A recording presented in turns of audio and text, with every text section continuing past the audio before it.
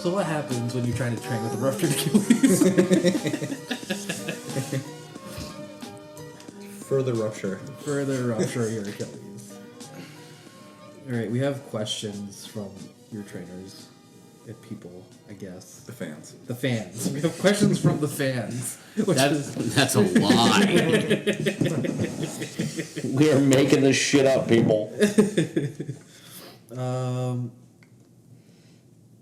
I mean, we've answered this question before. Oh, great. See if I can change my answer then. How do you train female powerlifters differently from male powerlifters? Just yell louder. Just yell. Hey, stop being stupid.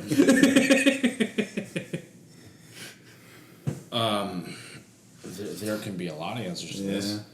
Which is why I picked it. I mean, generally, there's not much difference. I mean, we're not changing the movements necessarily. I think to generalize, we do more upper body work for women. They usually have a little bit less upper body muscle mass, so we're doing a little bit more upper body work, especially in the bodybuilding, to build more mass. Once we switched over to a more higher volume, higher frequency pressing program, our women really started to bench more. We've got 7 or 8 women probably that bench over 200 raw. We've got a couple that are very close. And I think that's been a huge benefit. Generally, women will handle a little bit more volume. And that's not just upper body, I'm talking about lower body volume too. Generally, they can handle a little bit more, a little higher end on the sets and reps than the men can. They also recover a little bit faster, so they can train with a little bit shorter rest periods, or they can train maybe a little more frequently. Those are, I think, those are basic generalizations. I think they also bitch less than the men.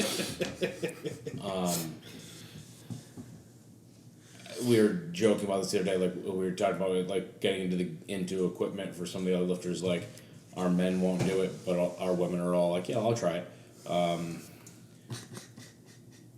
Women are less likely to go off program.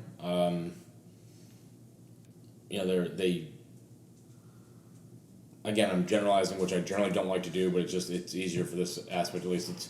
They generally listen to what they're supposed to do and then do it appropriately more often, instead of going off program or asking if they can do something that's totally stupid. But yeah, for the most part, like I said, it's not that different. It's not like we're training a different species. Like it's just, it's pretty small changes. And I think as you get stronger, the changes become even smaller. As women start to handle more weight on the bench press, or their volume and frequency are going to come down a little bit because it's going to take a little bit longer to recover from.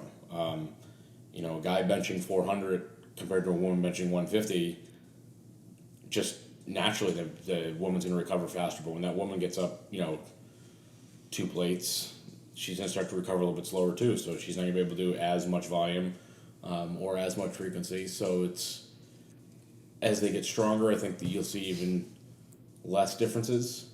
And I think, and then at the beginning, I think the differences are more because the women that are coming over from a non-powerlifting background, generally we have to convince them that lifting the heavier weights is not a bad thing. Don't be afraid of it. If anything, it usually helps in all aspects anyway. So where guys want to max out in day one, women often are more worried about lifting the heavier weights. So it's more about changing that mindset maybe. But like I said, it's minimal. Like I don't look at it and say, okay, this is a female client, therefore we have to do this much differently. I look at more of like, okay, this person's, maybe weak at this, we need to do this. But I would do that whether it be male or female. I don't think it's, if their lockout sucks, we're going to do similar things. It's not like we're going to do different things because the female's lockout sucks compared to the male's. Like we still have to work on the same issues. So between gender doesn't matter, but between experience, how would you train someone who's first starting to powerlift for someone who's kind of been doing it for a while and maybe, I don't know, doesn't need as much? I was talking to someone about this the other day, and I sometimes need to remind myself about it because this sounds super cocky, but as we've been doing this for a while, like we get a lot of higher level lifters. So when I get a newer lifter, it's often very different, and I have to remember to not program for them as though they've been doing this for 7 years. But I usually talk about it in the idea of like a training diamond. I think a lot of people talk about it like more like a pyramid. I think when you're a beginner, you need to focus on very small group of movements and get really good at them. So like learning how to squat well, learning how to like do an RDL, some kind of a push, whether it be a push-up or a dumbbell press or a bench press, some kind of a pull, which usually is going to be like a chest-squat row or bent over row, and some core work and some single leg stuff. So I mean, I know it sounds like a lot, but it's actually, we're talking like maybe 6 or 7 exercises. Once you can get really good at those 6 or 7, and you're not really a beginner anymore, and you start to become more of like an intermediate, then we'll start branching out and try to do as many exercises as humanly possible. And that's where all the different variations come in, all the specialty bars and all the different grips and stances and all that, so we can get stronger at every position and every movement. And then as you get stronger again and become more advanced, then we start to kind of come back to more specificity again and doing less exercises. I think this is where a lot of people start to screw up, though. I don't think just because you're advanced you have to only do squat, bench, and deadlift. I think the variations you do have to be more pinpoint. They need to be more targeted towards you. So like I said, when you're an intermediate, I can give you 25 different squat variations, but when you're advanced, you've got your competition squat obviously, but then maybe you only have 2 or 3 variations that we know have a carryover for you that'll help your competition squat, where when you're intermediate it might be 25, and when you're beginner it's literally just learning how to squat better, so it might only be 1. I think people forget that, and when they get advanced they start doing just the competition squat, and you're missing out on some of those things that you can get from those pinpoint variations for you. I think the other part that goes along with that is being an elite level lifter and being advanced are not the same thing. We have a lot of elite junior lifters that are, that are placing at nationals, placing at worlds, winning worlds, things like that. And I don't mean just from our gym. I mean, I'm talking like in America primarily. That makes them an elite level lifter if you're placing that high. But that doesn't mean you're advanced. Some of these have only been lifting for a couple of years. They just happen to be very, very strong. So I think you need to remember that too. And that's where they're still intermediate in the fact that they could be doing tons of lifts and probably getting stronger overall. And they're not advanced yet. Advanced to me is more time, more of a training age than a training ability. You could walk in on day 1 and never lifted weights and be very strong. I remember hearing from with Andy Bolton, like the first time he ever deadlifted, he pulled like 600. And that's better than almost everyone. So does that make him advanced? No, he had never deadlifted before in his life. But then 10 years later when he deadlifted 1,000, at that point he was both elite and advanced, and now he had to be doing very specific things to get to where he needed to be. But, you can walk in on day 1 and be very strong. That doesn't mean you should be doing only competition lifts. It means you still need to build up your base and work up accordingly. And I think that's a big thing that a lot of us miss. I think it's become very trendy. Trendy is a good word for it, to really focus on the main lifts and the main lifts only. And what it does is you get very good at the lifts very quickly because you're getting very neurally adept at the exercises and just practicing them all the time, but you're leaving some stuff on the training floor because you're not training necessarily your weaknesses. You're getting better at what you're good at and just working around those certain positions where maybe you need to focus on something else to bring up a weak point to push yourself to the next level. And I think we're starting to see that a little bit. Coaches are starting to come back a little bit towards those variations, which is good, but it has been trendy for a while to just be like comp. And I think, like when you're like Andre Milanichev and you're, totaling some ungodly number, then yeah, it probably makes sense to be doing squat, bench, dead, and 1 or 2 accessory movements. But when you've been powerlifting for a year, you can be doing a lot more. And I think people forget, like, yeah, powerlifting is the sport, but the whole idea of training is to get bigger, faster, stronger, leaner, and it's not just competing in the sport. So training is like this lifelong endeavor that powerlifting becoming hot lately has like changed that a lot. Yeah. Where people are focusing just on the outcome of getting stronger at those 3 lifts and forgetting that there's 10 million lifts that we can do to get better at, and just better ourselves. So I think that needs to kind of come back into play a little bit. And as that happens, I said, I think people will get even stronger. It just might take a little bit longer, but they'll also be, I think, will be healthier over time. I mean, I could be making this shit up completely. I don't know. We'll see. I don't know. I mean, I was thinking that comes from a very trainer and like standpoint, because as athletes, we're not really looking at long term. We're looking at, all right, next competition, we want to hit these numbers. I want to be the fucking strongest there, right? So, I mean, it just makes sense. Like, oh, if I want to be stronger at those lifts, I'm just gonna do those lifts. Since we were just talking about basketball off air, Yeah. what I always bring this back to, like, if you want to get better at basketball, then you have to practice every aspect of basketball. Where with training, weight room training for basketball is just general, so it's just trying to get just bigger, stronger, faster, leaner to make basketball better. But if you want to be a better basketball player and you just shoot foul shots all day, then you'll become a great foul shooter. And then when you go to the elbow and there's someone in your face and you can't shoot the ball because you have never practiced that, you're in trouble. So my argument with lifting when it comes to powerlifts is like, okay, we can focus on the big 3 all the time, obviously, but when something breaks down, whether it be due to injury or a technical breakdown or just because the weight's too damn heavy, what do you go to next? If you don't have any of those other backgrounds that you haven't trained, then what do you do? So like if you're getting if you get out in front of the bar, like, so the bar gets out in front of your feet on a squat and your hips shoot up and you're forward. I mean, obviously we want to work on technically having that not happen, but if you've never done a moderately heavy good morning, then you might not be able to get back from that position and save the lift. You might just end up missing the squat. Where if you've done some heavy good mornings, maybe you can kind of save that lift and still get the rep, instead of missing it and then just telling everyone how you misgrooved it and you'll get it next time. Just get stronger and fix it, and that'll get better too.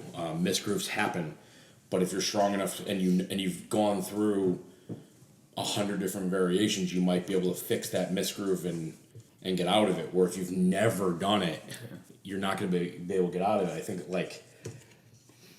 I grew up watching Jordan, Bird, and Magic Johnson. I think of those guys. And like Bird, there were so many videos of Larry Bird like being in the corner and not being able to do anything. So he throws the ball up lefty and gets a shot. And like, it's because he had practiced that, so he could do that. And then the team's like, "What the hell? We can't guard that." Like, well, yeah, because he practiced all these things. If he had never practiced it, he wouldn't have done it. He wouldn't be able to do it. So I said, I'm not saying I want you to necessarily practice out of position. I remember years ago that like some strength coaches were talking about practicing in like a valgus knee positioning to try to reduce ACL injuries, and I disagree with that. I think you train to stay out of that position. Sounds awful. But I get the idea behind it, that it like that position might happen. How do you get out of it? How can you get out of that position as fast as possible to get into a better position to save the lift or to save your knee when you're cutting from blowing out your knee? So I think, if you're just doing comp lifts at submaximal weights where your technique doesn't break down, that's great. But then on meet day, when the technique breaks down, what do you do? If you've been in positions like that, maybe you can save the lift. If you haven't, I'm not really sure how you're going to save that lift. good luck. Yeah, like, you know, hope for the best. I mean, it's great when, you know, your hips start to shoot up and everyone's just yelling at you, hips, hips, hips, hips, hips. But like, Yes, I have those. yeah, like, you know, if you've been in that instance, you know full well that isn't going to do shit. You know, just there's different ways to counteract it, and like, you know, different cues might work better too. But if you've been in that good morning style position with a few hundred pounds on your back, then maybe you can get out of it now and fix it and save the lift. Where, like I said before, like all of a sudden your hips shoot up and everyone just yells hips and oh, there you go, down to the ground. You have to be ready. You have to be ready for the, like, you know, hope for the best, but plan for the worst. Yeah.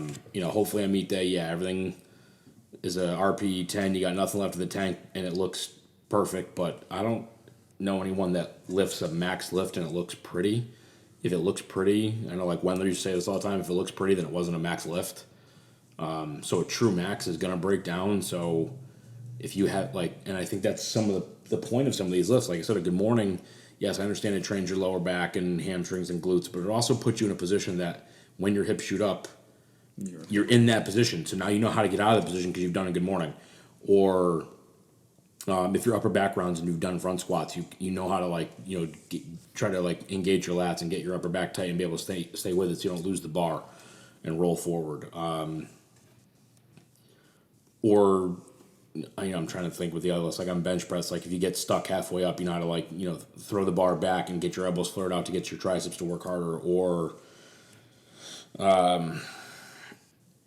deadlift, you know, when you're breaking the floor and the bar starts kind of floating away from you when it gets hard right at mid shin, and you know how to crank the bar back into your shins and then throw your shoulders back to be able to finish the lift. And, you know, these are important things that, you know, if you haven't done some close grip work or some RDLs in those positions, maybe you're not ready for on meet day. And now when the form breaks down because you haven't done it, you don't know how to save it, and you miss a lift that you probably could have gotten.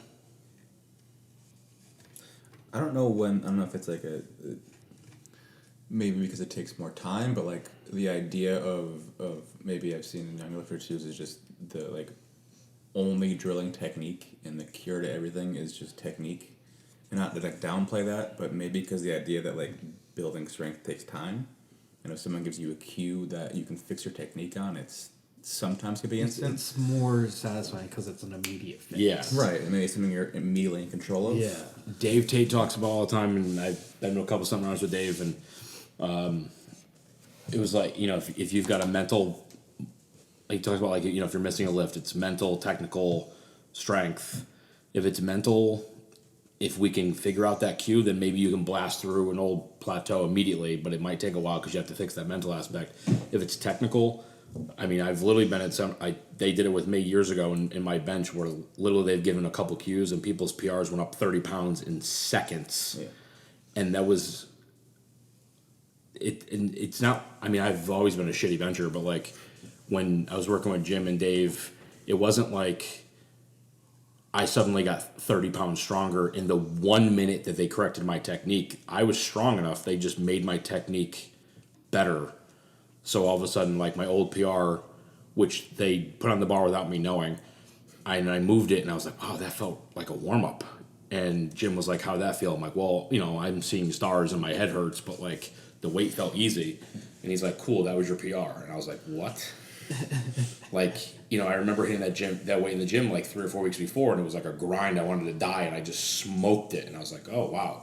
So, you know, technical, you can fix that and hit a huge PR fast. But if your technique's on, your mental aspect's there, and you just need to get stronger, that shit takes time. Mm-hmm. And like, you're right. I think a lot of people, that's tough because getting stronger might take 1, 5, 10 years, but fixing your technique, you know, someone who's good enough at it, like I said, Dave and Jim fixed my technique, and like it was probably a minute. And like, how many of those are you gonna get in a lifetime where it's like one thing?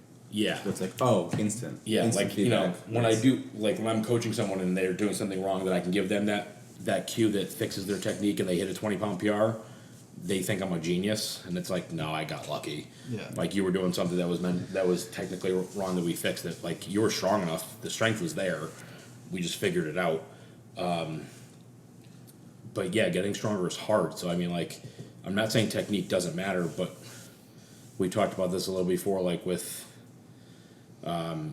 technique matters for you. So when you tell me what perfect technique is, I don't really give a shit about perfect technique. I care about what works for you.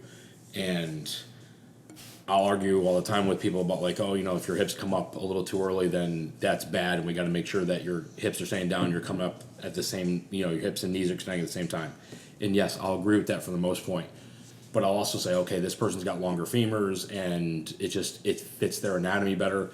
And you look at someone like Kim Walford, and people will say, oh, well, she doesn't squat well because she's got that good morning style squat. She also squats like 420 at like 155 pounds. Like she's like, top 2 or 3 in the world for her weight class. So to tell me that she's a bad squatter, like, I'd love to be that bad. So yeah, you can hammer technique all day, but at the end of the, like, and I don't think Kim's technique is bad. I think she's just strong as shit, and she uses her technical abilities towards her anatomy, and it works. And she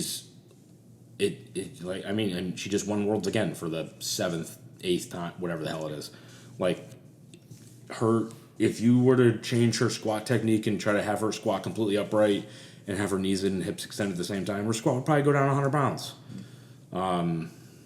So what, okay, we worked her technique, but we just made her 20th in the world instead of first. There's a point where just being strong matters more than, and that goes back to what we talked about before too, with the leverages stuff. Yeah. Like, at some point, being strong is more important than all the other things. The thing is, I would hate, personally, to be all like, you're doing like this one thing wrong, and then all of a sudden I gain like 30 pounds of my lifts, because that only happens like once in your life. Because like, once you fix that one thing, it's like, oh, now I actually get strong again. Versus I could have gotten strong in that weird position, and then like 20 years from now, I'm like, hey, you're doing this one thing wrong? And it's like, oh crap, I fucked up for 20 years now. But yeah, like once that one thing is like dealt with, it's like, okay, now you have to get stronger inherently again anyway. Mm-hmm. So it's like, all right, what thanks, what now? And I feel like a lot of people are always like, at least when it comes to individuals who record their lifts often, they're always, if they feel something's like off or wrong, they always record. And they're like, what did I do wrong? What did I do wrong? Instead of saying, like, okay, maybe it was just like a rough day. It's 94 degrees in the gym right now. Maybe I can't squat that much because it's 94 degrees. That, I think, it plays a part in it, too, is if, I'm saying, like, I'm like 32, saying, like, oh, these fucking young kids. But, like, it does play a part, too, where, like, maybe that's another part of it, is if now, because of social media, everyone is filming every rep of every set, and people are trying to, like, well, try this. I'm like, well, that was one day of 1 week of how many weeks you've been training. And you don't need to fix every time. Sometimes you just need to put in more time. Not to say you shouldn't care about technique, but people get obsessive over minute details. But the inherent part of being in a sport like we are is it takes a lot of time and effort. You just have to put it in sometimes. Yeah, and, like, again, like O'Brien said, technique absolutely matters. Like, I don't know why I'm going basketball so much. I mean, we're talking about basketball. Kawhi ruined our lives. Like, but anyway, like with basketball, like, I mean, I'm a Nets fan. When you're teaching someone how to shoot, like everyone, like I coached basketball for 7 years. I'm gonna teach everyone how to shoot the basketball the same way. The same general things need to happen. If you're right-handed, your right foot's going to be slightly in front of your left foot. Your left foot's going to be slightly turned out. Your finger should be spread on the ball. Your left hand should be on the side of the ball for guidance. Flick your wrist. Keep the ball out of your palm. Things like that so you can shoot correctly. But, like, I know for a fact, like, one of my friends growing up had one of the weirdest shots I've ever seen. But, like, it was completely backwards. He was a righty that shot like a lefty. But he was good. Like, he could shoot from all over the place. So it worked for him. We would try it. We'd all just throw up air balls. It was ridiculous. I had another friend that like cocked the ball off to the side of his head, which is completely wrong. Coaches would tell him wrong all the time. He was one of the best 3-point shooters that I grew up with. So like, what works for you, you know, here are the ideals, and at least you have to follow some of them. Yeah. Again, like you're not going to teach someone how to squat the ideal way, and they're going to move the bar all the way off to the left side of their back and squat it. It's not going to go right. But like, everyone's going to follow general things, but you still have to find what works for you. And you know, in a set of 5, like you might have 5 slightly different reps, I don't know. One snapshot. Worry about the technique, but don't go crazy. Don't if it looks like shit, change it. Yeah. You know, if it looks like shit, there's something wrong. There needs to be something fixed. But if it doesn't look wrong, don't look for something wrong. Yeah. I don't know why this is getting me really worked up right now. Holy shit. Freaking Kawhi, man. It's just Kawhi Leonard. He should have gone to the Knicks. The Knicks. Maybe if they find a way to do a time-lapse video of like 10 years of training and it's really quick, we can make a judgment there instead of 1. Yeah. Right? That'd be sick. We should work on that. We should. Keep his camera on you for 10 years. Yeah. You can just train the whole time. A little better idea.